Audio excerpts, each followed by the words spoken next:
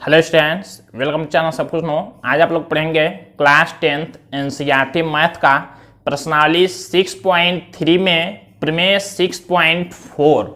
इससे पहले वाले पार्ट में आप लोगों ने प्रश्नावली 6.3 के लिए कुछ इंट्रोडक्शन और प्रमेय 6.3 का पूरा कंप्लीट पढ़ाई किया था। तो अगर आप लोग चैनल पर नया हैं, चैनल को सब्सक्राइब करिए, वीडियो को लाइक करिए और ज़्यादा से ज़्यादा शेयर करिए ताकि सभी लोग आसानी से ऑनलाइन पढ़ाई कर सकें। देखिए, इस प्रमेय 6.4 को हम लोग प्रूफ कैसे करेंगे, इसको आप लोगों को ध्यान देना है। थोड़ा सा इसमें ज़्यादा ध्यान देना पड़ेगा आप लोगों को, क्योंकि ये थोड़ा आप लोगों को कठिन लगेगा। और ये देखिए कौन सा वाला रूल है। ये रूल है कि जब दो त्रिभुजों में संगत भुजाओं का अनुपात बराबर हो तो त्रिभुज क्या होते हैं, समरूप होते हैं, इनके कोण बराबर हो जाएंगे। तो इन त्रिभुजों का हम लोग समरूप कहेंगे। और ये रूल आप लोग जानते हैं कौन सा वाला समरूपता है, एस एस एस, भुजाओं का अनुपात समान हो, यानी कि एस एस एस समरूपता कसौटी है। तो इसको देखिए हम लोग कैसे प्रूव करते हैं। सबसे पहले आप लोग जानते हैं हम लोग लिखेंगे ज्ञात है, और इससे पहले हमने दो त्रिभुज बना लिया हुआ है यहाँ आप लोगों को समझने के लिए। तो देखिए यहाँ पर प्रमेय 6.4 दिया गया है। यदि दो त्रिभुजों में एक त्रिभुज की भुजाएं दूसरे त्रिभुज की भुजाओं के समानुपाती अर्थात एक ही अनुपात में हो तो इनके संगत कोण बराबर होते हैं और इसीलिए दोनों त्रिभुज समरूप होते हैं। देखिए क्या कहा गया है, कह रहा है अगर एक त्रिभुज की भुजाएं दूसरे त्रिभुज की संगत भुजाओं के अनुपात अगर दोनों के बराबर होते हैं, एक ही अनुपात में होते हैं कह रहा है, तो ये दोनों त्रिभुजों के संगत कोण भी बराबर हो जाएंगे। ये हमको सिद्ध करना है और दोनों त्रिभुज क्या होंगे, समरूप होंगे। तो इसके लिए हम लोग क्या करेंगे, इसमें सेम इससे पहले वाले प्रमेय की तरह से हम लोग रचना भी करेंगे। इसमें ए बी के बराबर हम लोग यहाँ दूरी लेंगे और ए सी के बराबर यहाँ दूरी लेके एक लाइन खींचेंगे और एक त्रिभुज बनाएंगे। सबसे पहले हम लोग लिखते हैं ज्ञात है। ध्यान से आप लोग समझिएगा, ज्ञात है में हम लोग लिखेंगे। देखिए कह रहा है यदि दो त्रिभुज में एक त्रिभुज की भुजाएं दूसरे त्रिभुज की भुजाओं के समानुपाती हों। एक त्रिभुज की भुजाएं मतलब ए बी हम लोग लेंगे तो संगत कौन सा लेंगे, पी क्यू। अगर भुजाएं उनका अनुपात क्या है, बराबर हो, ये क्वेश्चन में दे दिया गया, तो हम लोग लिखेंगे ज्ञात है में ए बी अपान में पी क्यू बराबर होगा किसके, बी सी अपान में क्यू आर के बराबर होगा किसके, ए सी अपान में पी आर के। ये क्वेश्चन में दे दिया गया है कि एक त्रिभुज की भुजाएं दूसरे त्रिभुज के संगत भुजाओं के अनुपात समान हो। अब हम लोगों को सिद्ध क्या करना है, देखिए कह रहा है तो इनके संगत कोण बराबर होते हैं। हमको सिद्ध क्या करना है, इनके संगत कोण बराबर होंगे। हम लोग लिखेंगे सिद्ध करना है, सिद्ध करना है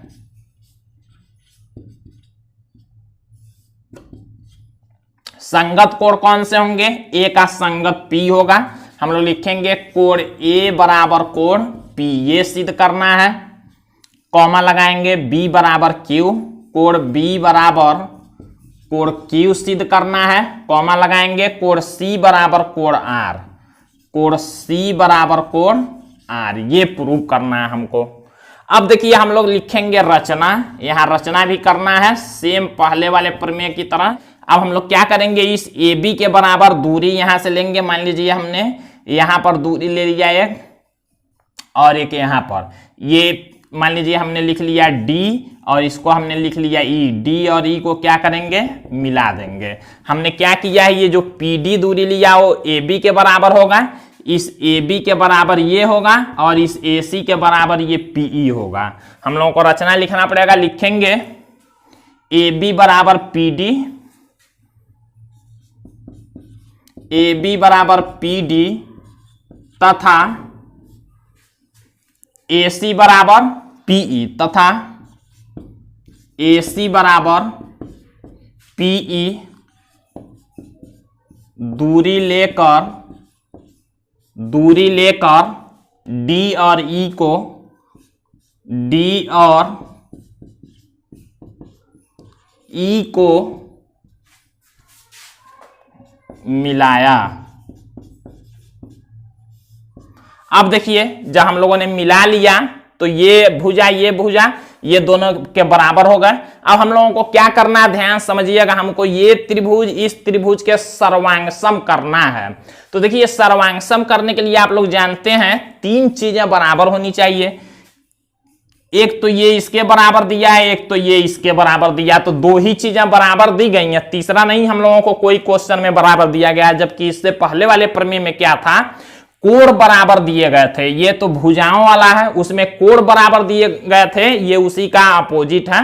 तो इसमें उसमें भुजाएं बराबर करना था, तो भुजाओं का अनुपात तो हम लोगों ने कर लिया, कोण बराबर दिया गया था तो इसको हमने इसके बराबर कर लिया था। लेकिन यहां पर सर्वांगसम दिखाने के लिए दो ही चीजें बराबर हैं, तीसरा कोई भी इसमें बराबर नहीं दिया गया। तो अब उस तीसरे को हमको बराबर करने के लिए कुछ इसमें एक्स्ट्रा चीजें करनी पड़ेंगी। तो इसको आप लोग ध्यान से समझेंगे। उपपत्ति या प्रमाण भी लिख सकते हैं। अब देखिए हम लोग क्या करेंगे, जो हमको ज्ञात है इसको हम लोग लेकर हल करेंगे। इसमें से कोई दो ही ले लेते हैं, तीनों को नहीं लेंगे, कोई दो ले लेते हैं। मान लीजिए हम लोग ले लेते हैं, लिखेंगे चूंकि ए बी बटा में पी क्यू बराबर, देखिए हम लोग ये वाला भुजा ले लेते हैं, ए बी बटा में पी क्यू और ए सी बटा में पी आर, ये दोनों को ले लेते हैं, ए सी बटा में पी आर। तीनों में से कोई भी ले सकते हैं हम लोग दो।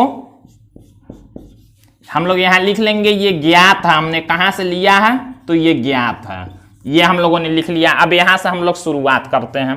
अब देखिए जब ए बी बटा पी क्यू और ए सी बटा पी आर हमने लिखा, लेकिन हमने रचना क्या किया, ध्यान दीजिएगा, ए बी बटा पी क्यू हमने लिखा, ए बी और पी डी बराबर हैं। देखिए यहां रचना से ए बी बराबर है पी डी के, और ये ए सी, ये देखिए ए सी बराबर किसके, पी ई के। तो हम लोग ए बी के जगह पर लिख सकते हैं पी डी और ए सी की जगह पर लिख सकते हैं पी ई। इतना हम लोग काम कर सकते हैं। हम लोग लिखेंगे, इसलिए ए बी की जगह पर हम लोग लिख सकते हैं क्या, पी डी, क्योंकि देखिए ये ए बी और ये पी डी बराबर हैं। तो हम लोग ए बी की जगह पर पी डी लिखेंगे, तो पी डी बटा में पी क्यू बराबर होगा किसके, ए सी। देखिए ए सी बराबर है पी ई, तो ए सी की जगह पर हम लोग लिख सकते हैं पी ई बटा में पी आर। अब हम लोग ये लिखे हैं तो यहां पर कारण लिखना पड़ेगा, क्यों हम लोग लिखे हैं, तो यहां लिख लेंगे चूंकि रचना से, हम लोग लिखेंगे चूंकि रचना से क्या हम लोग लिए हैं, ए बी बराबर पी डी, ए बी बराबर पी डी तथा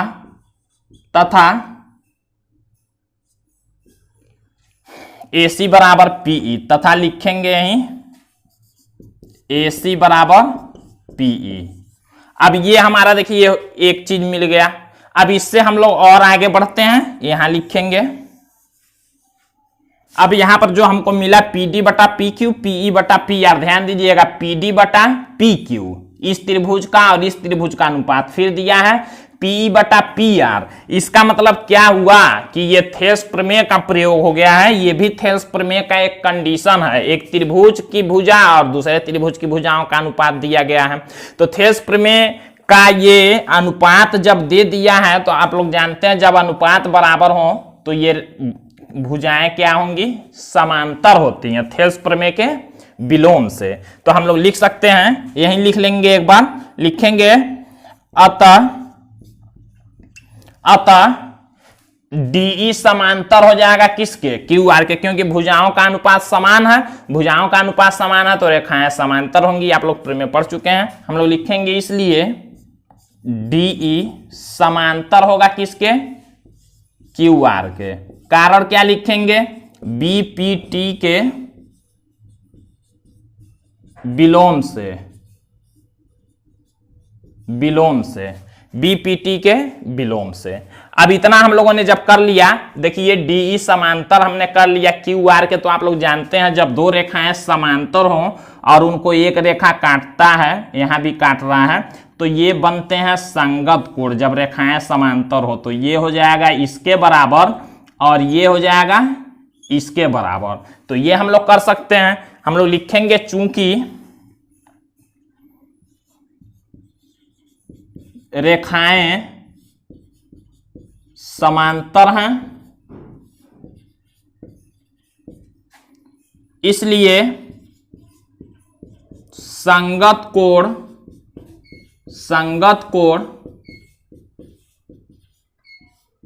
बराबर होंगे।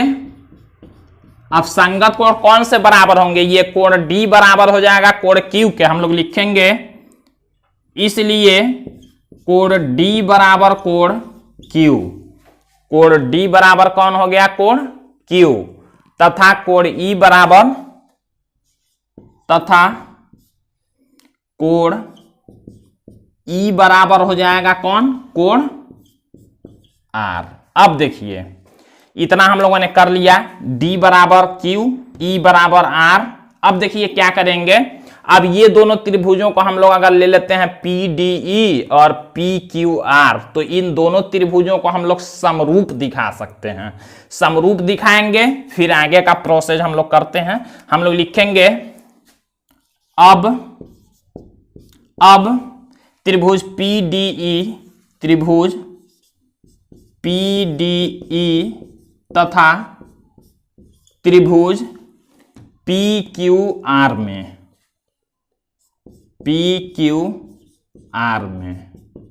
अब देखिए इन दोनों त्रिभुजों में हमको क्या करना है? समरूप दिखाना। आप लोग जानते हैं, इससे पहले वाले प्रमेय में पढ़ चुके हैं कि जब एक त्रिभुज के ये कोण जो होंगे तीनों अगर दूसरे त्रिभुज के कोणों के बराबर हो जाएं तो हम लोग कहते हैं दोनों त्रिभुज क्या हैं? समरूप हैं। तो हम लोग देख सकते हैं, देखिए इस त्रिभुज का अगर हम लोग कोण P लेंगे तो इस वाले भी त्रिभुज का कोण P दोनों एक ही में होगा। इस वाले का भी P है और इस वाले में भी P है, तो दोनों में है। तो हम लोग लिखेंगे कोण P बराबर कोण P। कारण क्या लिखेंगे? उभयनिष्ठ। एक कारण हो गया। फिर देखिए दूसरा हम लोग क्या ले सकते हैं? हम लोग यहां लिखते हैं कोण P बराबर हो गया कोण P, तथा कोण D बराबर, देखिए इस त्रिभुज का कोण D तो इस त्रिभुज का कोण Q, यहां पर हमने सिद्ध किया हुआ है बराबर। तो लिखेंगे कोण D बराबर कोण Q। कारण क्या लिखेंगे?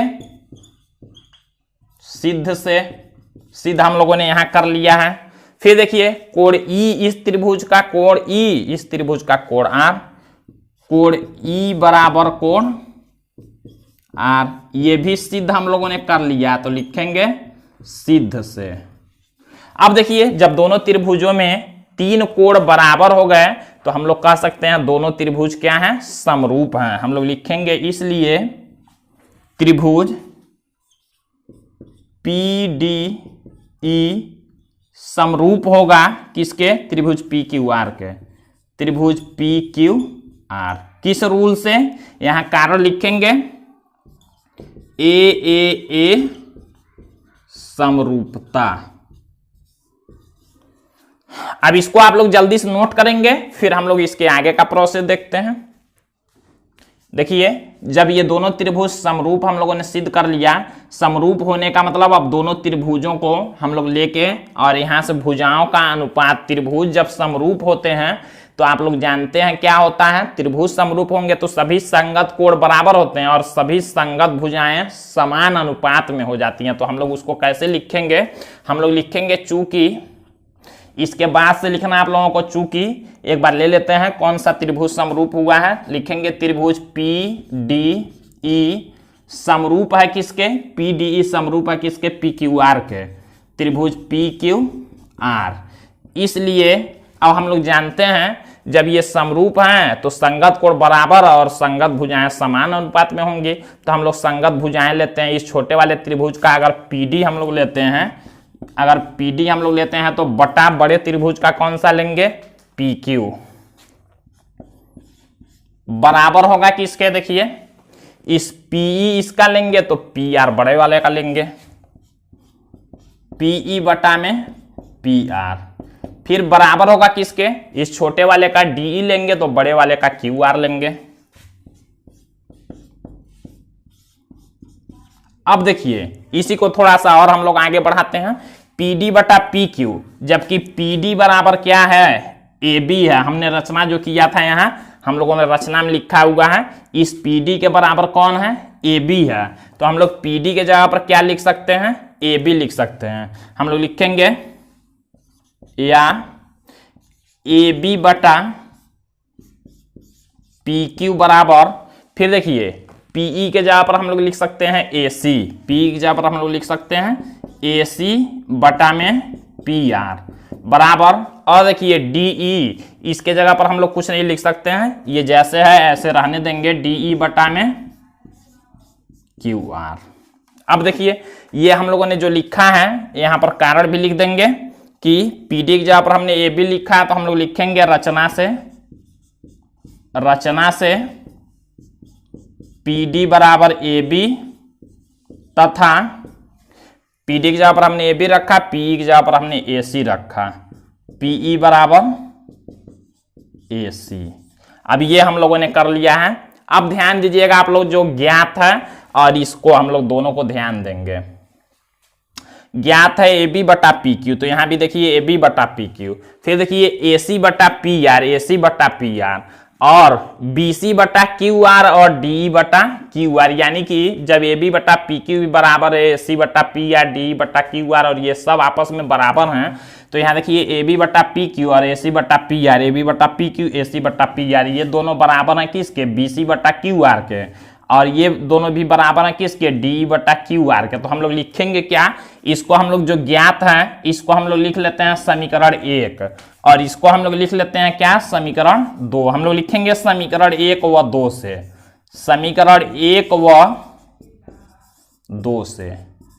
अब देखिए समीकरण 1 और 2 से क्या होगा, ए बी बटा पी क्यू, बी सी बटा ये ए सी बटा पी आर, ए बी बटा पी क्यू, ए सी बटा पी आर, जो बचा है बी सी बटा क्यू आर बराबर होगा किसके, डी बटा क्यू आर के। हम लोग लिखेंगे बी सी बटा क्यू आर बराबर होगा किसके, डी बटा क्यू आर के। क्यू आर से देखिए क्यू आर कैंसिल हो जाएगा, नीचे भाग में उधर जाएगा, गुणाम होगा, गुणा से ये कैंसिल हो जाएगा, बचेगा क्या यहां, अब देख सकते हैं बी सी बराबर डीई,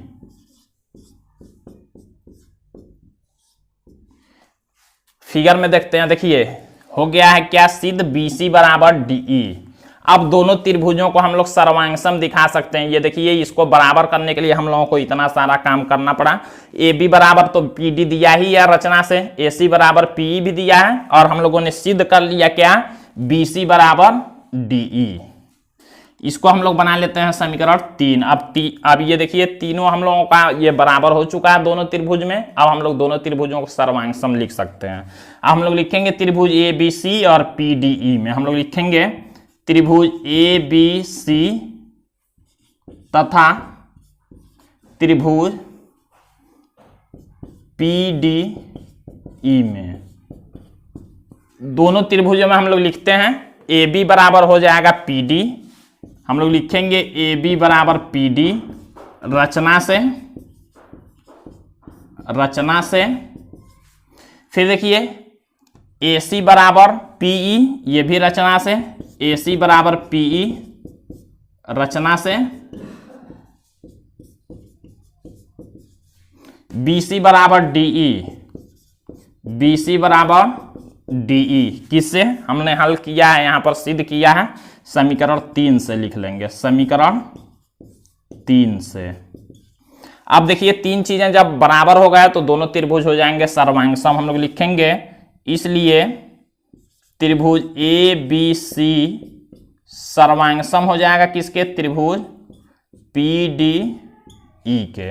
अब जब दोनों त्रिभुज सर्वांगसम हो गए तो हम लोग यहां से क्या कह सकते हैं, हम लोग कह सकते हैं देखिए ये कोण जब सर्वांगसम होने के बाद त्रिभुज के सभी कोण सभी भुजाएं बराबर हो जाते हैं, तो ए बराबर हो जाएगा पी के, ये बी बराबर हो जाएगा इस डी के, और ये सी बराबर हो जाएगा इस ई के। ये हम लोग लिख सकते हैं, हम लोग लिखेंगे इसलिए कोण ए बराबर कोण पी, कोण बी बराबर कोण डी तथा कोण सी बराबर कोण ई।